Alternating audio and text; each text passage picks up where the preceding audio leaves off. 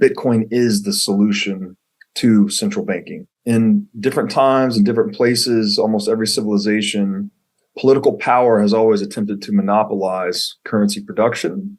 And they basically use that physical power to steal from people systematically.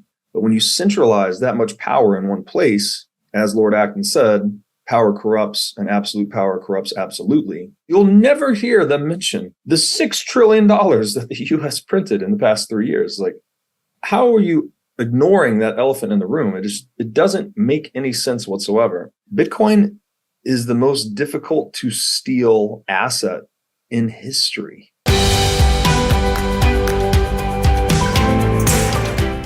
Welcome. We've got pretty excited. Robert Breedlove is with us today. So, Robert, thanks for me. You're in Tennessee, if I'm not mistaken? Is that correct?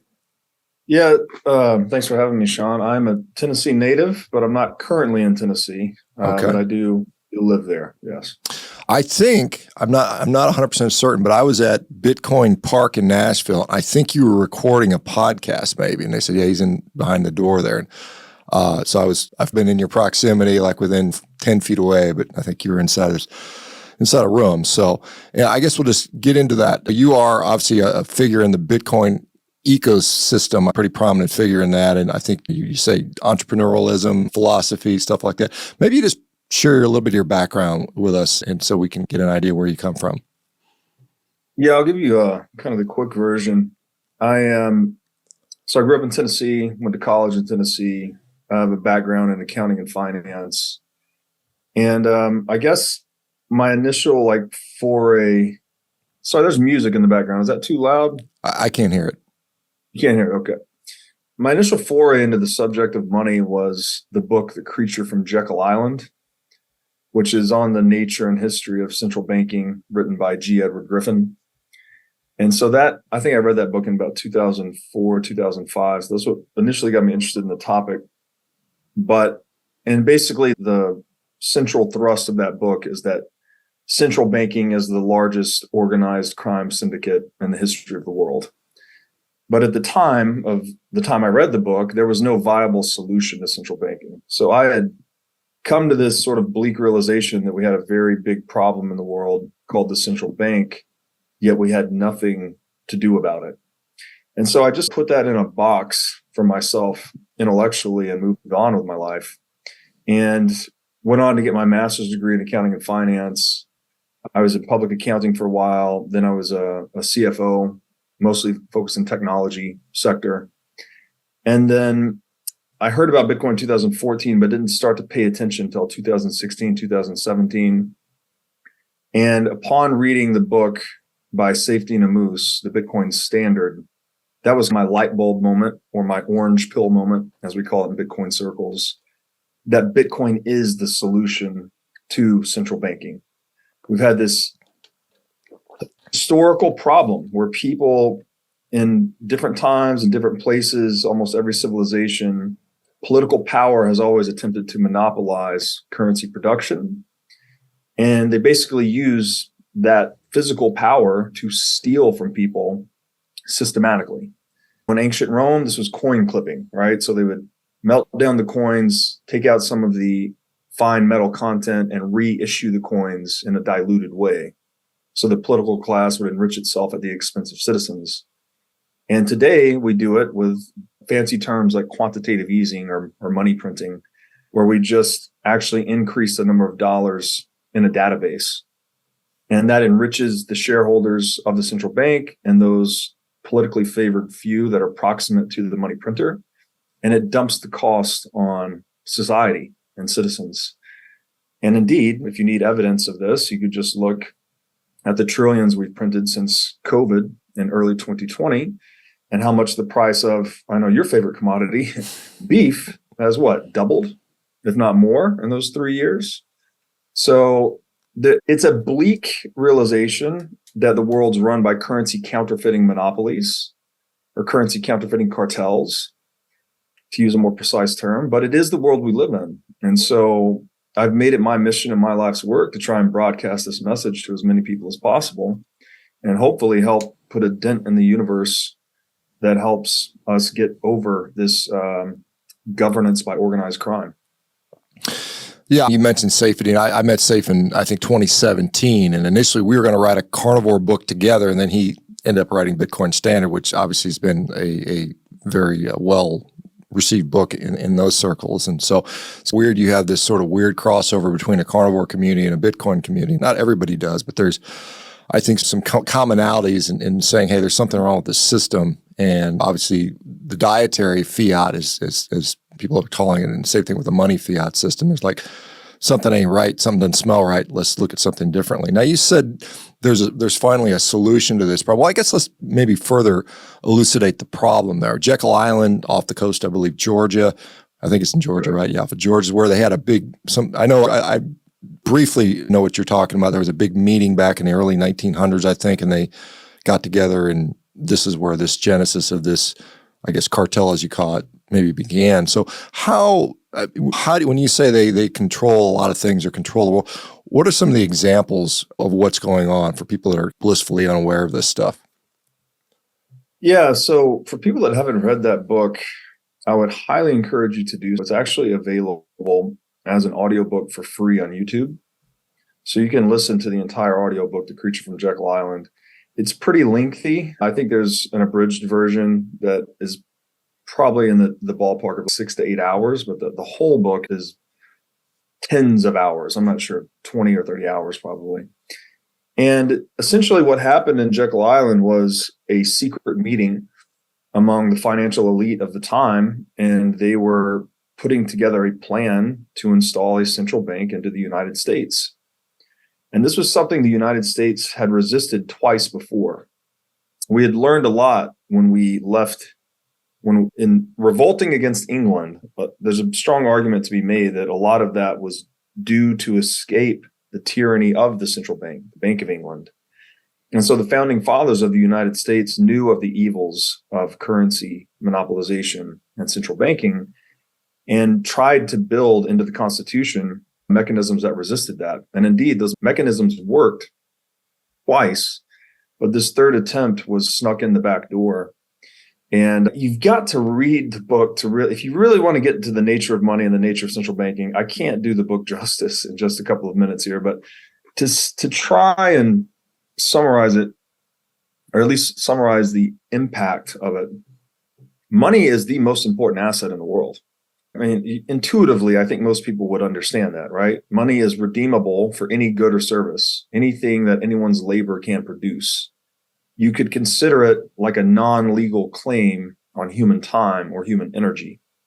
And so if you empower one organization with the power to produce new units of money ad infinitum, right? They can produce as many as they want, and they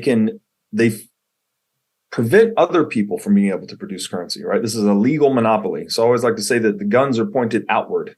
If you or I try to start a business that competes with the US dollar, we go to jail. But for central bank shareholders, this is just another business as usual. Another way to say this is obviously counterfeiting money is illegal. George Floyd, right? He had a $20 counterfeit bill, I think was the beginning of one of his crimes, and it led to that whole protest and whatnot. That $20 counterfeit bill is the same things that the Federal Reserve does by the trillion, right? So there's no economic difference between currency counterfeiting and inflation, basically. And a very popular phrase I've used to try to crystallize this is that inflation is legal, counterfeiting is criminal inflation. There's absolutely no economic distinction between these two phenomena. There's only a legal distinction. It's a two-tier economic system, right? This is not democracy. This is not we are all equal in the eyes of the law. This is in-group, out-group. So it's a very deeply rooted problem in the socioeconomic fabric of the human race. And it's not, again, the Federal Reserve is the current central bank for the current global superpower, which is the United States. But before that, we had the Bank of England. Before that, we had the Bank of Antwerp. I'm actually in Antwerp now. This central banking crime has been occurring for a long time. There's a great book on this, actually, very short read, called Layered Money by Nick Bhatia. my friend in Los Angeles, wrote this. And he has a short 10-chapter book. You can read it in a few hours that goes through the entire history of central banking. And it just shows how any place and any time where humans gained the capacity or arrogated themselves the privilege to monopolizing counterfeit currency, they have done so because it is an instrument of effectively absolute power. And again, if you want to lean on your intuition about this, just imagine if you had a money printing machine. Like, what would you do with it, right? You would probably hit print on that machine repeatedly until that machine was blowing sparks and smoke and didn't work anymore, right? You would run it into the ground. And indeed, that's what central banks have done to every currency that has ever been monopolized throughout human history. They depreciate the currency to enrich the politically favored few and dump the costs on society. And the consequences are difficult to understate, right? If you look at a country going through a hyperinflation, it's equivalent to a mass psychosis. You can't buy bread. You can't make ends meet. You can't buy the basic necessities of life. You can't buy beef. Forget bread. You can't buy beef.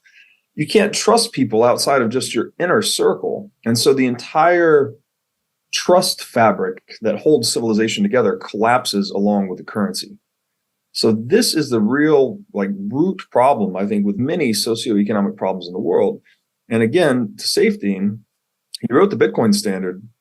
Then after he wrote the fiat standard, and the fiat standard goes through all of those consequences in detail, right? It affects food, it affects healthcare, it affects people's incentives to be honest, right? There's a strong case to be made that inflation or counterfeiting of currency is something like a moral cancer on the world.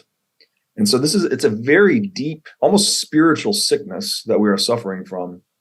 And historically, gold has been the answer, but gold is not practical enough. It's not practical to carry around blocks of gold in your pocket.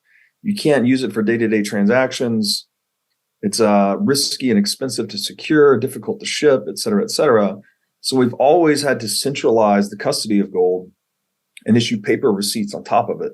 But when you centralize that much power in one place, as Lord Acton said, power corrupts and absolute power corrupts absolutely.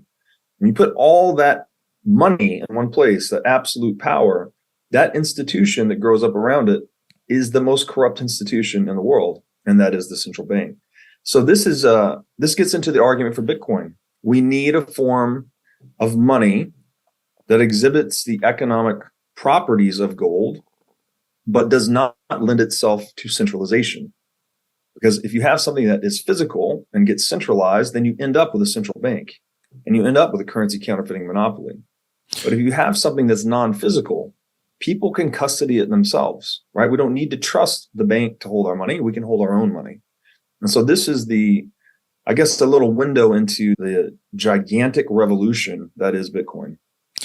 I think was it Nixon finally decoupled us off of the gold standard back in 71. And I think we were only even partially attached to that. But is there any thought, because I know there's the sort of, the guys that are big gold advocates. Is there no reason we can go back to that? We've got too much money. We don't have enough gold to represent all the monies out there unless we devalue the money back to what gold we physically own. Is that something were we better off even before 1971? I can't remember when we fully went off the gold standard, but I think that was 71. And before that, we did that. Was it functioning as it should have been back when we were fully tied to gold? There's not a discrete time that we were on gold standard, then off gold standard. What tends to happen is you have all this gold centralized into one bank, which was what was originally called a money warehouse. So you put your gold on deposit with a warehouse. The warehouse operator issues you a warehouse receipt. And this is just an IOU for gold, right?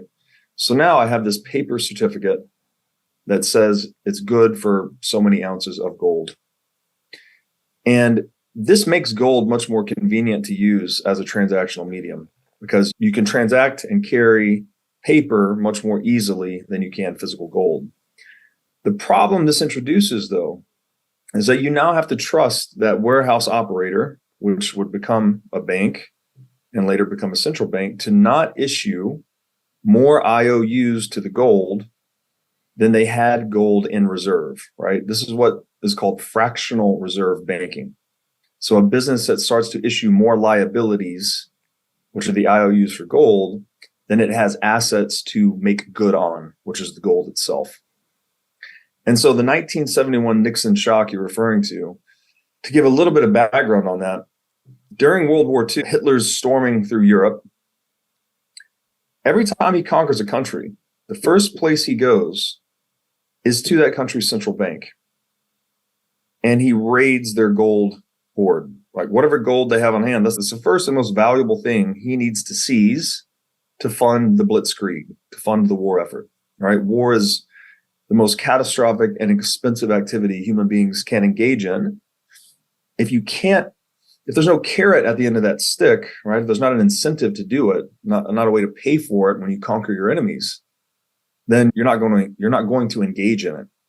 So as Hitler's making his way across Europe, seizing countries' gold, a lot of these countries start to see that, hey, this is a real threat. If Hitler keeps coming west, he's going to seize our gold, so on and so forth. So the Allies start to ship a lot of their gold into North America as like a geographic safe haven from the potential threat of Nazi plundering. And so a lot of gold ends up in the US. And then eventually, US enters World War II late. The opponents are war wearied by this point. I think we had 30 million Russians dead. Germany had taken significant losses. The Allies in Europe had taken significant losses. But all the gold, or not all, but most of the gold had flowed into North America. So all of a sudden, North America and the United States are in a very advantaged position to come into this war, well-funded, fresh, bring in fresh troops and armaments, and put an end to the war. And indeed, that's what we did, right? We declared ourselves the victors of World War II. And what is the first thing that we do at the conclusion of World War II? We hold what is called the Bretton Woods Conference, where we rewrite the global banking rules. And we say, all right, now the US dollar will be pegged to gold, and all other international currencies will be pegged to the dollar. And so this gave the United States what the French would later call the exorbitant privilege, or the ability to run the deficit without tears. So we could just print new units of dollars, ship them abroad. Other countries would send us goods and services, and we basically end up being the central bank for the world. Now, this works to some extent so long as those dollars are redeemable for gold. But what the United States starts to do is to run a fractional reserve. And so by 1971, I think the total number of US dollar liabilities outstanding were about 6 times more than its gold reserves. Countries started asking for gold to be repatriated, like France and like England. And it was when Germany asked to repatriate some of their gold, to swap some of these dollars they had accumulated by sending the US goods and services. They wanted to send the dollars back for gold. That is what invoked the 1971 Nixon shock, when he came on unexpectedly, blamed international trade flows and greedy capitalists, like statists always tend to blame. And he said, hey, guys, we need to go off of the gold standard temporarily to deal with these economic hiccups. And we'll go back once the government fixes everything. That was 1971. We're in the year 2023. So that's 52 years ago that we went onto this temporary, quote unquote, temporary fiat standard, where the United States could just produce dollars that were not redeemable for gold and export them to the world, export inflation to the world, and import those goods and services. So this put the United States in an even more advantaged position. So my argument, and Bitcoiners have this argument a lot with gold bugs, is that gold has already failed as money. You can't have a physical commodity money that lends itself to centralization, because the institutions that grow up around that much centralized power inevitably become corrupt. You just can't trust humans not to print money, basically, or to run fractional reserve banks, to say it more specifically.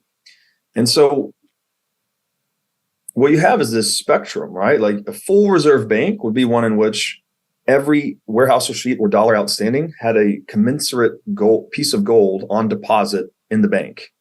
So assets matched liabilities, right? That's a full reserve bank. When you start running a fractional reserve, right? Like the United States, like I said, it was 6-1 by 1971. So they have 16% of the gold necessary to meet their outstanding liabilities. That's a problem, right? The US doesn't want to send the gold away. Gold is money, right? It's geopolitical money in this sense. So what do? We have the Nixon shock, and we move on to a zero reserve standard, the fiat standard. This is where gold, money currency specifically, is no longer redeemable for money, which is gold. So I don't think we can just go back to a gold standard because gold has already failed time and time again. You can't put that much physical money in one place and not expect the political institutions that grow up around it to not be corrupt. We're no longer tied to gold. So what is because the dollar, there's this BRICS thing coming on with Russia and Brazil and so on and so forth. But the US dollar, even after 71, was still tied to something. The goodwill of the United States, the strength of the United States, the economy, the productivity of the United States, the GDP of the United States, or something that they were trying to make it justifying the value of a dollar. It was not just. Yeah. So to talk about what backs money, this is a very common critique of Bitcoin, actually. People like to say, oh, Bitcoin, it's intangible. It's not backed by anything, right? There's no issuing authority. There's no government behind it. There's no central bank behind it. I think to answer that question properly, you have to look at what gold is, right? Like, why did gold become money in the first place? And again, Safeteen's book is great on this. He talks about the stock to flow ratio of commodities. So basically, the asset which exhibits the most hardness, which is another way of saying inflation resistance, which is another way of saying counterfeit resistance. The commodity which has a supply that is most difficult to increase, which means if I'm saving in gold, or whatever asset I'm saving in, I want to be able to trust that no one else can dilute me by printing more of it or producing more of it. Gold was that commodity, right? Historically, gold is indestructible. So basically, every ounce of gold that's ever been mined in human history is still part of the existing supply today. People say it fits in 2 Olympic-sized swimming pools, all the gold in the world. And its supply over centuries has reliably increased at about 2% per year. So this was the most inflation-resistant commodity that could serve as money. That's why it was selected on the free market as money, right? This is the best place to store purchasing power across time in a way that people cannot arbitrarily inflate the supply of it and therefore dilute and steal your stored purchasing power. So and what's backing gold in that instance is energy, right? It takes energy. It takes human time, effort, and energy to produce gold. There's a cost to increase the supply of gold. This is what secured it against arbitrary inflation or arbitrary counterfeiting. Now, the US dollar post Bretton Woods was pegged to gold, right? But as we just described, the United States started to overissue dollars relative to gold reserves, and you ended up running a fractional reserve. And eventually, post 1971, we go on to the fiat standard, where the dollar is no longer redeemable for gold. So in that move, you have now switched from a money that requires time, effort, and energy to produce to a currency, a fiat currency, that requires zero time, effort, or energy to produce. It's just an entry in a database. You're just adding zeros, right? Today, the US dollar today is an SQL database maintained on premise at the Federal Reserve that they can just add zeros to at will, right? They can and arbitrarily dole out those proceeds and dump the cost, the inflationary cost, onto those who can't access the money. And for more on this, you could look, which basically says those who receive the newly printed money first are stealing from those who receive the newly printed money later, right? So You as a political insider get the fresh $1 trillion printed. You can go and buy assets at their current market value before that new infusion of currency increases those asset prices. And now the guy that gets it last is living paycheck to paycheck. The guy that's buying beef, right? His price of beef has doubled. His living costs have now doubled. So it's an implicit and insidious form of taxation. And it's one that people don't readily understand because it gives the government a lot of plausible deniability. When prices go up, we've heard this over the past 3 years, prices have increased a lot, right? We mentioned beef doubling. If you go into mainstream media, you'll hear terms like the Putin inflation or supply chain issues causing the inflation. They even blame Beyonce and like concerts and like certain events causing the price inflation.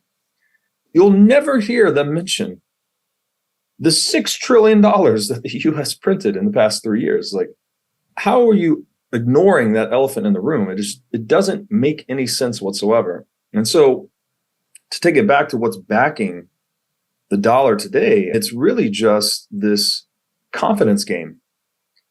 You're betting that the United States will continue to be dominant militarily. You're betting that the United States will continue to be an effective and imposing tax authority. So we'll be able to steal property and labor from their citizens through taxation, through inflation. And you're betting that this confidence game will continue going. Now, many people don't cognitively understand this, of course, they're just caught up in the mix, but this is the nature of the game. And to try to make it intuitive, every good endeavor in the world requires human time, effort, and energy to produce, right? Nothing comes free, right? There's no free lunch, as is often said. If money is that instrument that we use to exchange for goods and services, doesn't it only seem just and fair that the money must also require time, effort, and energy to produce if it lays claim to goods and services which require time, effort, and energy to produce? And if the money does not require time, effort, nor energy to produce, then whoever can produce it without cost can use it to steal from those who cannot. And this is the game. This is the big, rigged, pyramid scheme, fiat currency, central banking fiasco. And this is what's tearing the world apart. This is what funds mainstream media. This is what funds psyops. This is why central government has become so overgrown since 1971. There's a great website on this topic. WTFhappenedin1971.com. And it goes through an entire series of data of all of these things that have come off the rails since 1971. Divorces are up. Obesity is up. Suicide rates are up. Addiction rates are up. Wages and productivity have diverged, right? So it's no longer enough to just be better and better at your business to get rich. You have to actually outrun the inflation that's being foisted upon you. And so, again, it's difficult to overstate how devastating this is. When you, in Bitcoin circles, we have this mantra, fix the money, fix the world. Right? Give people a sound working money. Let entrepreneurs do what entrepreneurs do, which is solve problems for other humans. Make sure that your input costs are less than your outputs. Turn a profit, increase human productivity, further human civilization, create human flourishing. Fiat currency is the unwind of that entire process. It is undermining the entrepreneurial spirit itself and undermining civilization in the process. So it sounds radical for those that are uninitiated, but I really encourage people to just study the nature of money, study Bitcoin. And this is why I named my podcast the What is Money Show. Ask yourself that question. What is money? And the veils of bullshit will gradually be lifted. Obviously, Bitcoin, it looks at the market cap's 550 billion or so right now. I think it's been as high as $1 trillion. Do we know how many people are into Bitcoin right now? If Bitcoin was its own country, would it be 100 million people, 200 million people? Do we know the approximate size of that right now? Yeah, so difficult to estimate, but the estimates that I've gathered from multiple people put that number, the number of Bitcoin holders in the world somewhere around 70 to 100 million people. Although I don't think that's actually the very important number. It is an important number. That's 100 million out of 8 billion. Not bad. Good start for the first 14 years of Bitcoin's history.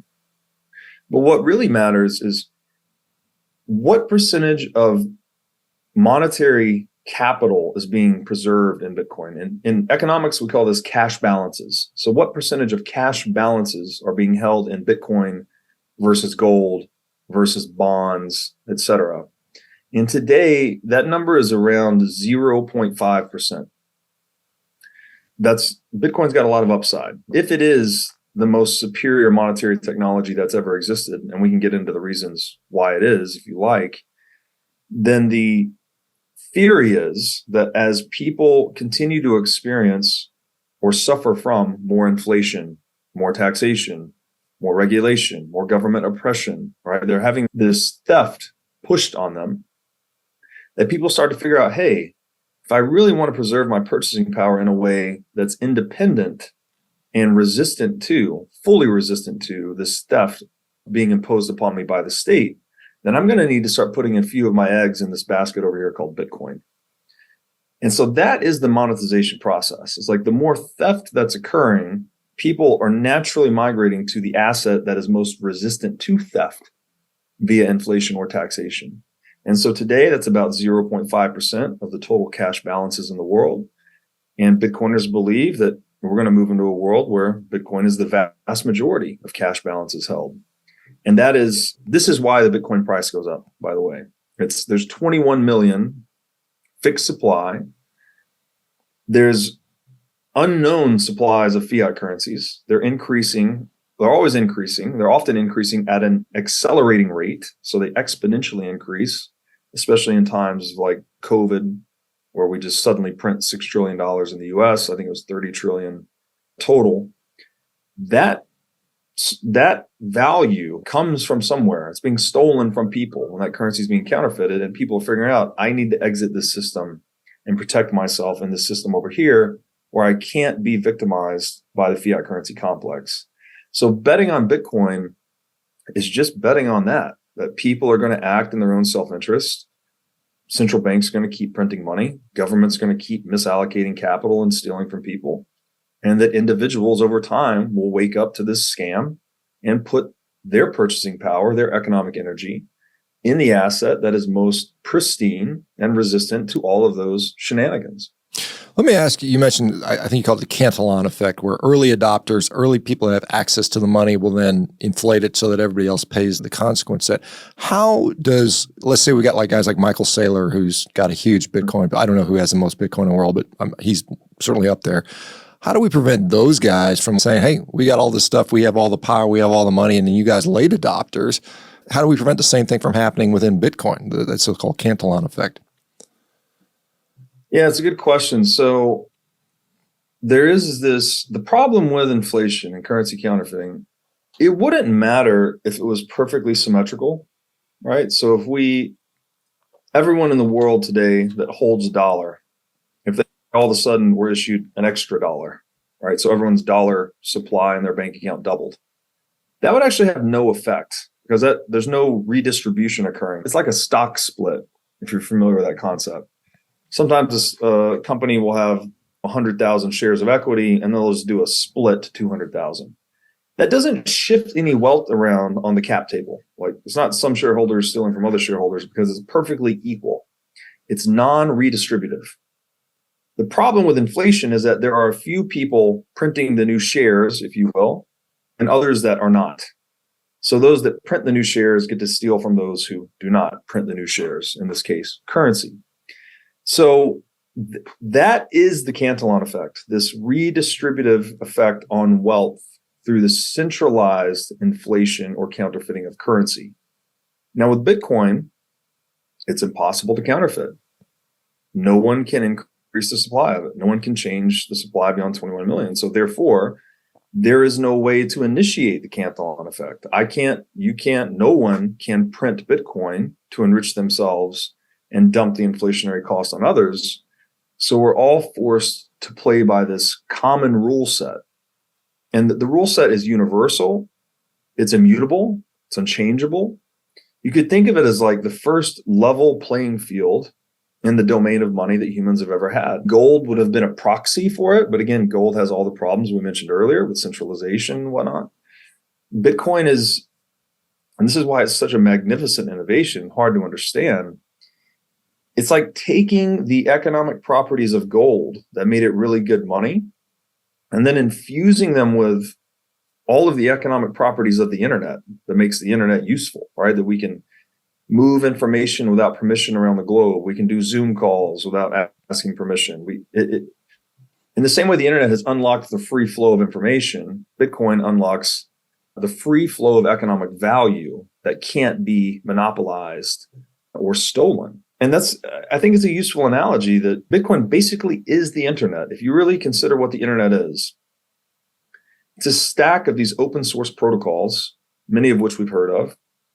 SMTP, right? The simple transfer mail protocol. This is what runs email. HTTP, the hypertext transfer protocol. This is what enables websites to work. There's a stack of these open source protocols that allow us to move information around the world in a non-centralized way, right? We're not going through a centralized broadcasting system. We're going peer-to-peer, right? We're doing it right now. Bitcoin is just the latest layer on that stack of the internet protocol suite. And it's an internet protocol for moving economic value or purchasing power around in the same permissionless way that the internet lets us move information around. So I think it's probably the best analogy. Like when people talk about Bitcoin, not Bitcoin, it's okay, is the internet useful? Is money useful? Then Bitcoin is very useful because it has combined the best properties of the best money with the best properties of the internet to become this one hybrid innovation. How do 20 million Bitcoins are already in existence of a total of 21. So basically 95% of all Bitcoin has already been created. There's only another roughly 5% more. And that's already owned by people. People are hodling it, so to speak. They're holding it. If the world is to go onto a Bitcoin standard, that has to change. You can't have 100 million people having everything and then the other 8 billion people having no access to it. So how do you get people to unhodl, or how do you get it into circulation? I know like places like in South America, El Salvador has now adopted as part of their legal tender. But how do you go from 100 million to 5 billion people? How's that going to happen?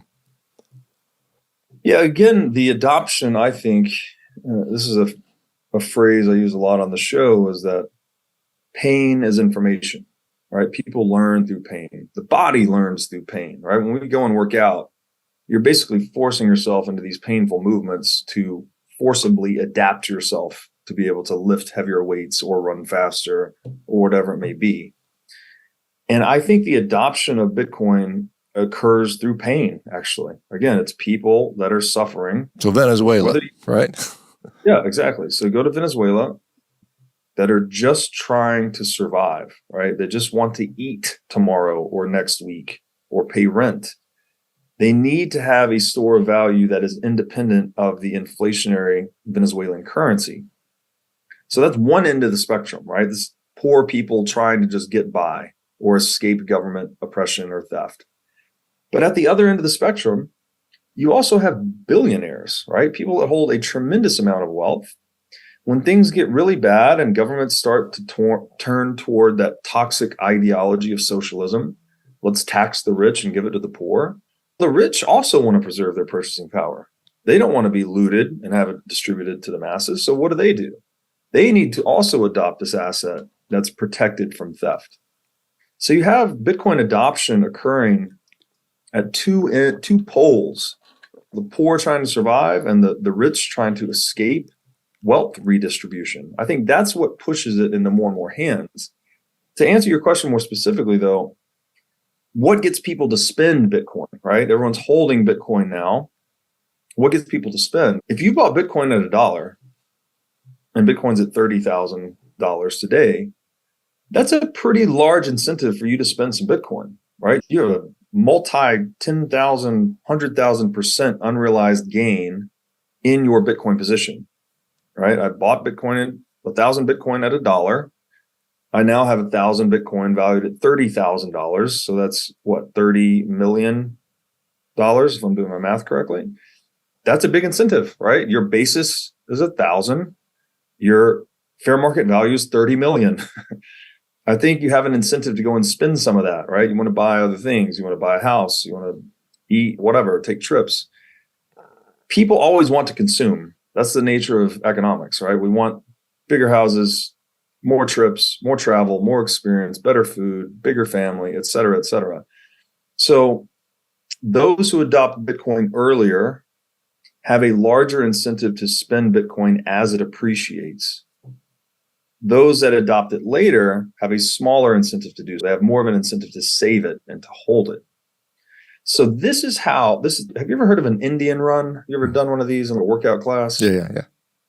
So you're a line of people run, and the guy in the back has to run past the whole line to get to the front. And then the guy in the back has to run past the whole line and get to the front. It's that same type of circular dynamic that sort of drives the distribution of Bitcoin into more and more hands as people figure things out or as people experience a certain level of economic pain and they get into Bitcoin at whatever position, whatever price, right? And once you're in at a certain basis, that determines your incentive to spend it or save it. If you're underwater, if you bought Bitcoin at $69,000 and it's 30,000 today, well, you have very little incentive to spend it. That would be a realized loss. But if Bitcoin goes to $500,000, you have a large imputed gain into your position, which would be an incentive to spend. So it's this sort of cyclical rotational dynamic that drives the dispersion of Bitcoin into more and more people's hands. What does it have to get to? Because like you said, you got a lot of people that are underwater on Bitcoin that maybe bought in at 50 grand or whatever it is, and now it's down a little bit. And there's a certain percentage that went over that. But if it's to be redistributed and for everybody to use, and you guys got like Michael Saylor saying, hey, hodl it and borrow against it, just use it as an asset that you can borrow against like all the other wealthy people often do. So what number do you think it has to get to? And it's been over the last year or so, it's been fairly non-labile. It's been 25, 28, 20, and it's been staying there for a while. What's going to drive it up to whatever it needs to reach, $1 million or whatever it's going to get there? How's that going to happen? Again, the US dollar price of Bitcoin, I think, is driven by what we just discussed, right?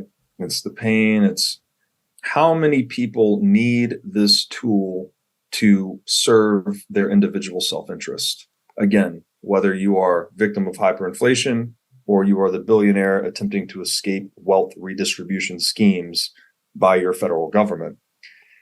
The dollar price, though, again, we're increasing the supply of dollars all the time. So the number go up technology is you're going to have more and more dollars chasing the same fixed quantity of Bitcoin over time. And that's why the US dollar price goes up. Now, Bitcoin is an asset. You can borrow against it. Not something that I recommend, actually. And I think what Michael Saylor is doing is a brilliant strategy. He's really borrowing against the equity in his business, right? He has a cash flow positive business. He's able to go into global capital markets, tap that for cheap debt. He then sells those dollars and buys Bitcoin for his treasury. So he's like dumping fiat and hoarding Bitcoin effectively. But his business is producing more and more fiat every quarter. So that's why he's buying more and more Bitcoin every quarter.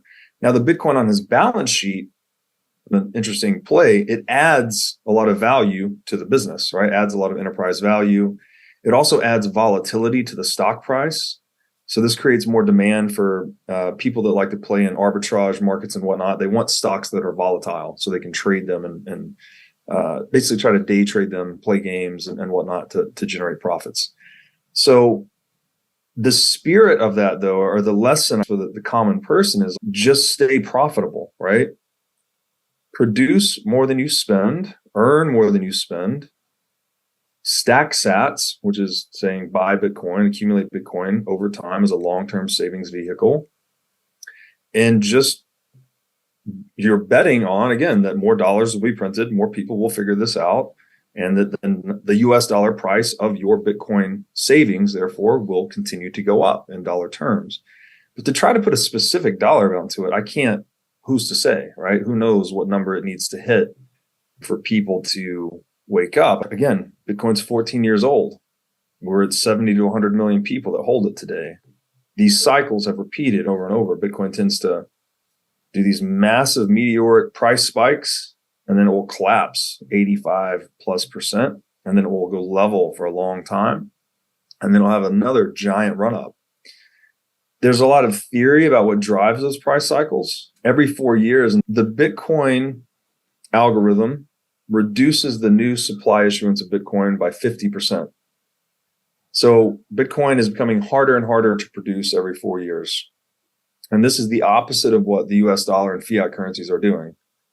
They're increasing their rate of production over time. More and more dollars and other fiat currencies are produced. So this interplay between fiat currencies and Bitcoin seems to be driving these price cycles. That when Bitcoin has a halving, the miners that are producing Bitcoin start to sell less onto the market. And therefore, less selling for Bitcoin drives up the price of Bitcoin. But it's very volatile, right? It goes way up.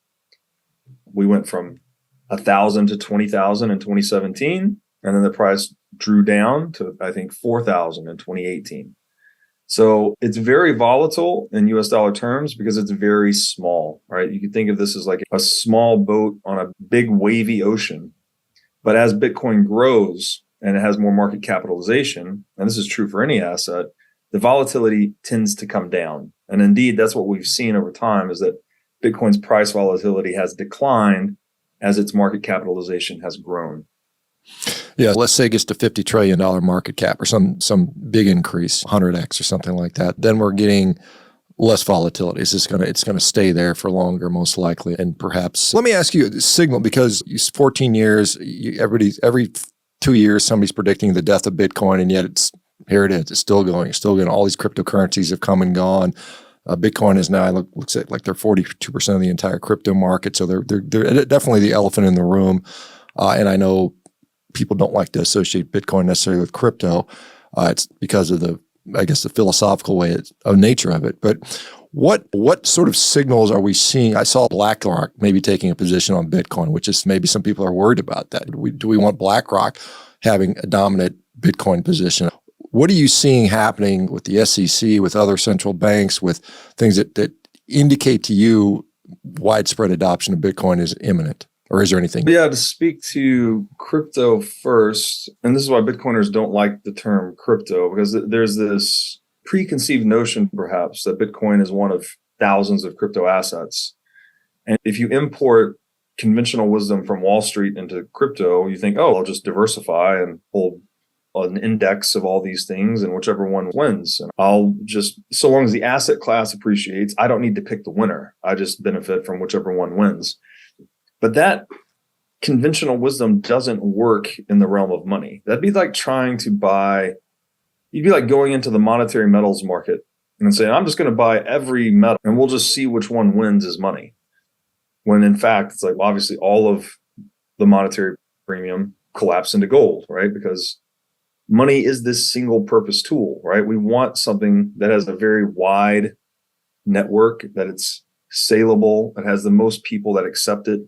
It's the most universally accepted medium of exchange. So there's a network effect associated with money that it tends toward one, like a winner take all. And that's indeed what we saw with gold, analog gold. And I think that is also what we see with digital gold, right? Bitcoin has already become this de facto winner, right? By virtue of it being first mover, by virtue of the attacks on Bitcoin that it's resisted, its rules haven't changed. All of these other crypto assets, most of them are scams for starters, like 95% of them. The ones that are actually trying to compete with Bitcoin just can't, because there's no attack surface left, right? Bitcoin has already perfected money as it is. And if a crypto asset is able to introduce some superior feature that Bitcoin doesn't have, Bitcoin still retains this open source code capacity to absorb new features. So just hypothetically, if, I don't know, there's some new property of money that none of us have figured out that's really important, Bitcoin can be upgraded to feature that. So it makes competing with Bitcoin as money seemingly impossible. And to speak to BlackRock, this is the normal path of monetization, right? It's when I started in Bitcoin 6-7 years ago, we were laughed at. Right? We're laughed at, like nation states are going to adopt Bitcoin. Wall Street guys laugh you out of the room, right? No way, never going to happen. not government backed. There's no central authority about it. There's no chance. But the reality of the world is that it's a big constellation of individuals, right? We often think in terms of aggregates. What is China going to do? What is the United States going to do? What is BlackRock going to do? But beneath the surface of that aggregate, which we need to use to simplify our thinking, are a bunch of individuals. And what are those individuals doing? They're competing, right? They're trying to maximize their profit. They're trying to maximize their financial position. And so Bitcoin best serves the purposes of individuals inside all organizations, whether it's a nation state, whether it's BlackRock, whatever. And there's also this fear that BlackRock will somehow corrupt Bitcoin or take control of Bitcoin or change it. And that just betrays a very deep ignorance of Bitcoin, right? The magic of Bitcoin, the real power of it, is that it cannot be corrupted or changed by anyone arbitrarily. It's just not possible, right? It's individuals selecting which rules best serve their interest. And the consensus that comes from that selection is Bitcoin. So you can't, it's designed to be resistant to central authorities. And so you might think of Bitcoin, it's almost like something that we say tick-tock next block in Bitcoin, because you have blocks every 10 minutes. This is something that's so normal, so predictable, so unchangeable. Like it's almost like the rising and setting sun. Like you can't do anything about it.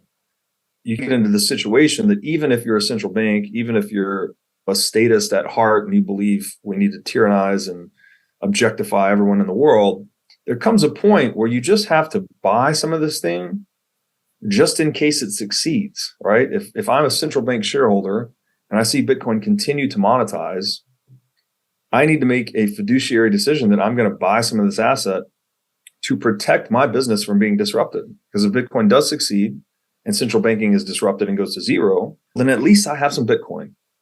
And I may have lost my business, but at least I've lost the asset that disrupted it. You see this a lot in software, right? Facebook, big dominant digital network for social media. Instagram comes on the scene, rapidly growing, right? Hugely popular social media application. What does Facebook do to protect itself against disruption from Instagram? It buys Instagram. So there's this natural motive for any institution, any organization that's threatened by Bitcoin to ultimately try to buy some of it to protect themselves from it.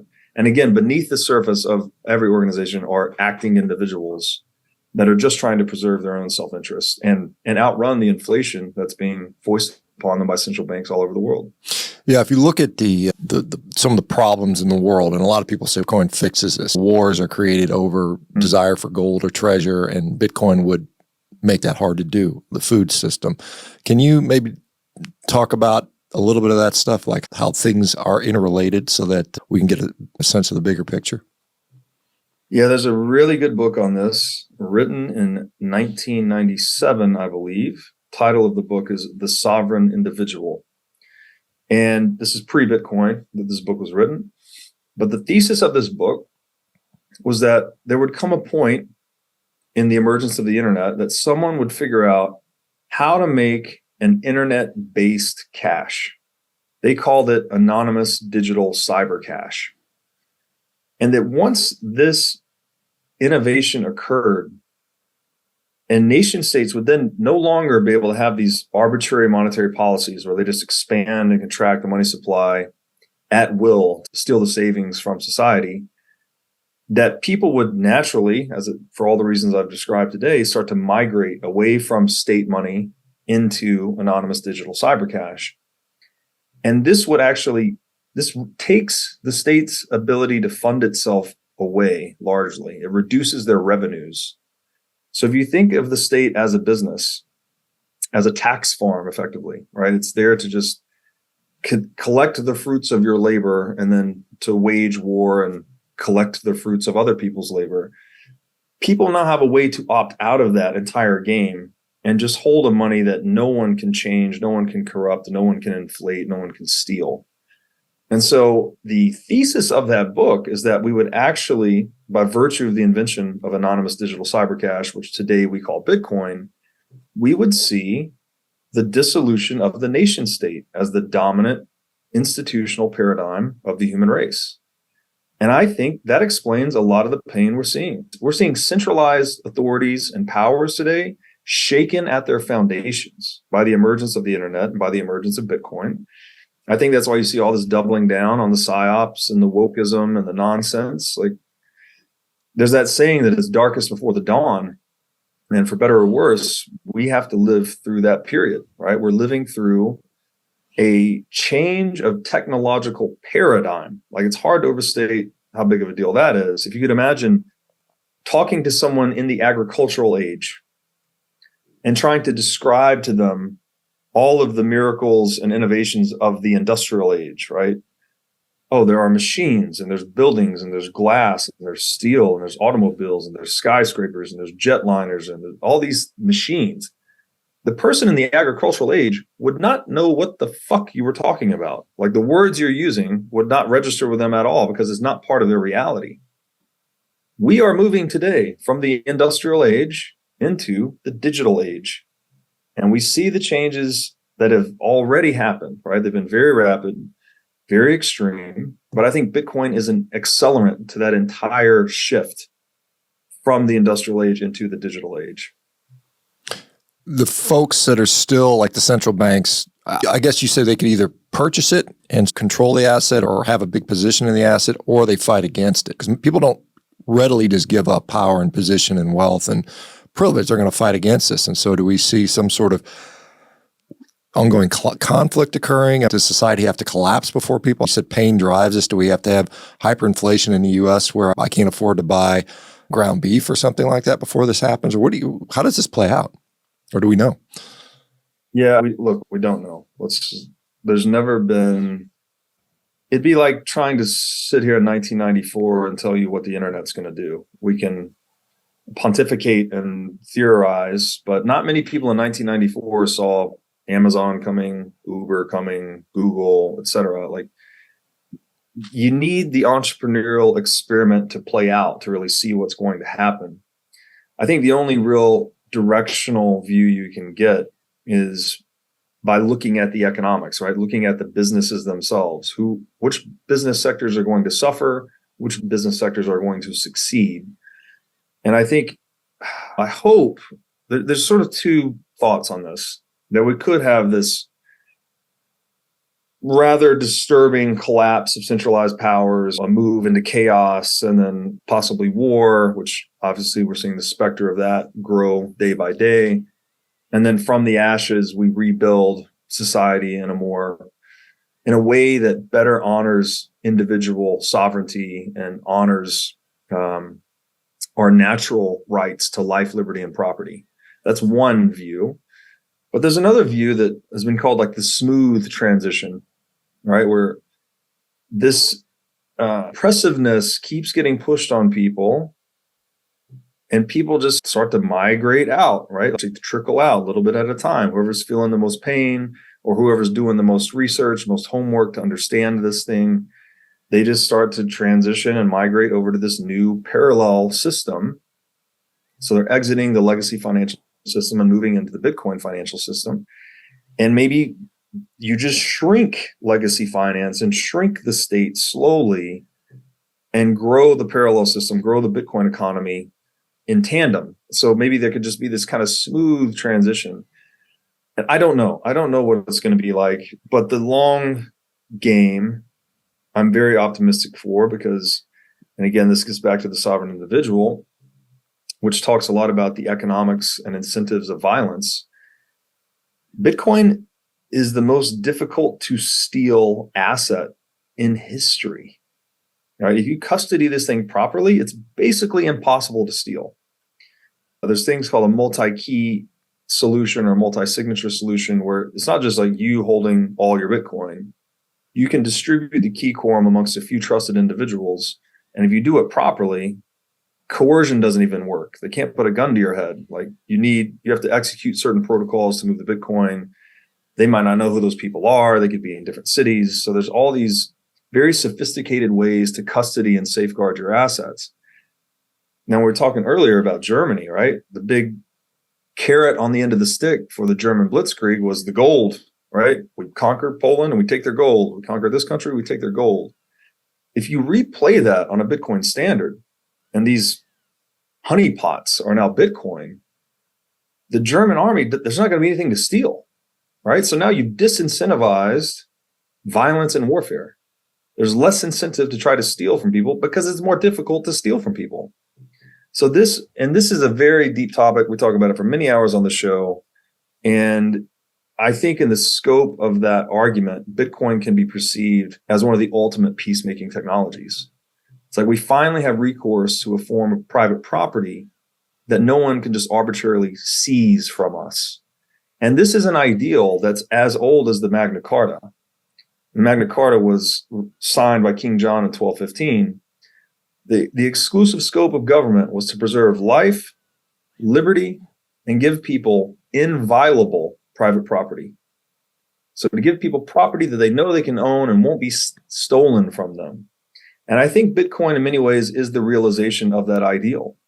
We finally have a form of property that is extremely difficult to steal, right? Like you might think you own your house or a piece of land or whatever, but when the guys with guns and boots come and say, this is ours, do you own it? You own it to the extent that you can defend it.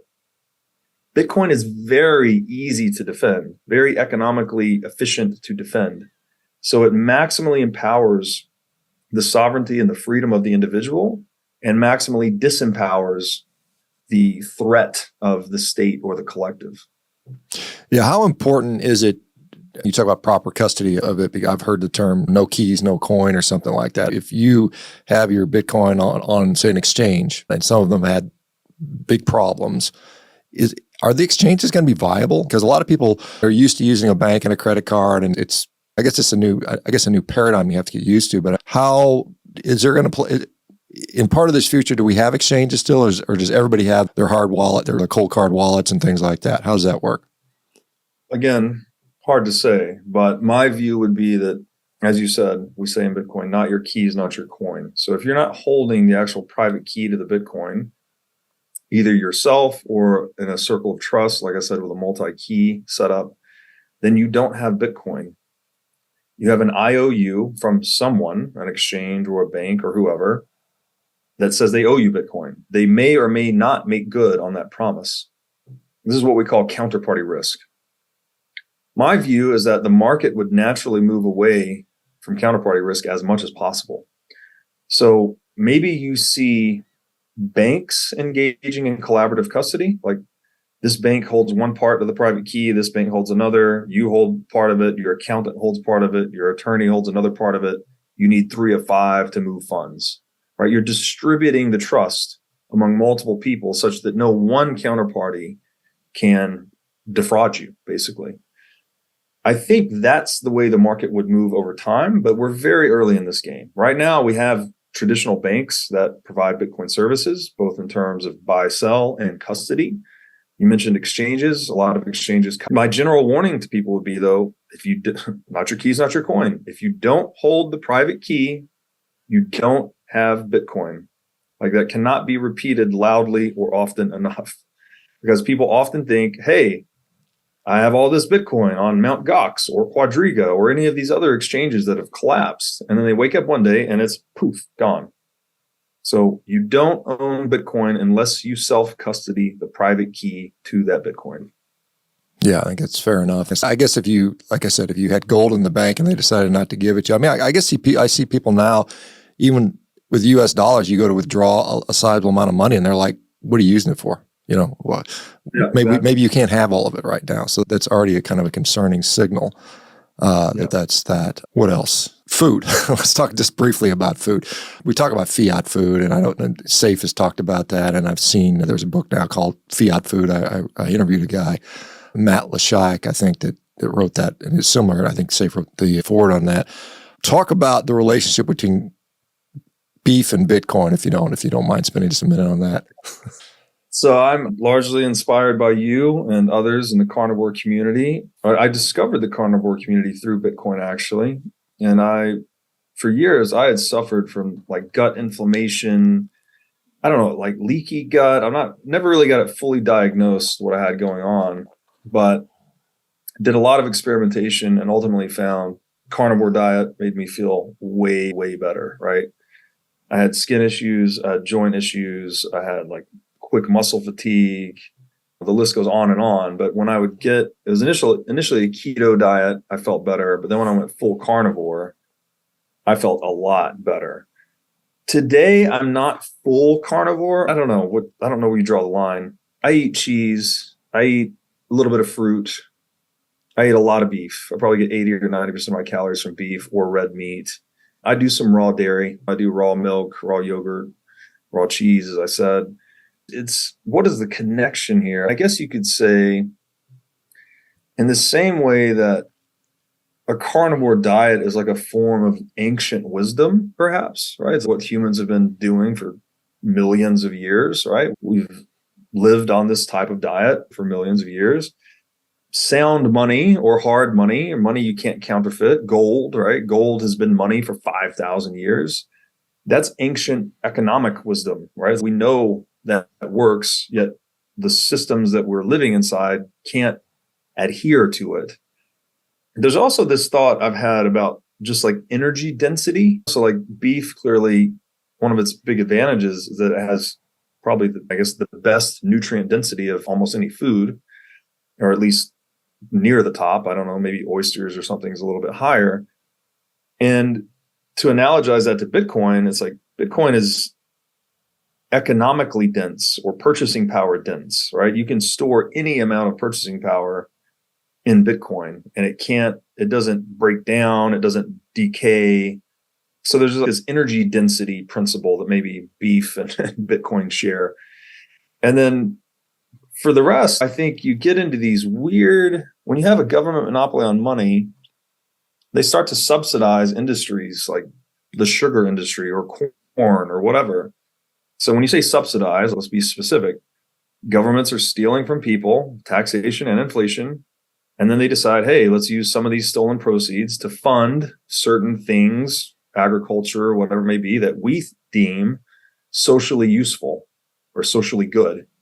And so you start to subsidize corn or sugar or whatever it may be. Well, what happens? You get more people eating corn and sugar and other bullshit foods. And then with that comes all the metabolic sickness. And you get the SAD, what do they call the standard American diet? SAD, right? And so when I look at the United States and I'm walking around in most cities in the US, I see a lot of sad people because they're eating a sad diet. And so maybe if we take away the government's monopoly on currency production, again, we're reducing their revenues, we're reducing their ability to subsidize these shit food industries, then maybe people start to get healthier as a result. Yeah, and I see a lot of now ranchers. I know there's a beef initiative. I got in Texas Slim. I don't know if you're familiar with some of his stuff, but they're starting this little mini economy with Bitcoin being able to purchase beef. Let me ask you, because all I do is hold it. I got it. I just dollar cost average, and that's all I do at this moment. I don't think about it. But maybe later I'll get to a point where I can actually maybe spend it. But what can you buy with Bitcoin today? There's lots of websites you can check out. If you want to spend Bitcoin directly, there's different businesses that you can buy things with. I actually don't know a lot about it because I do what you do. I buy Bitcoin every day. I stack it and I aim to never sell it, basically.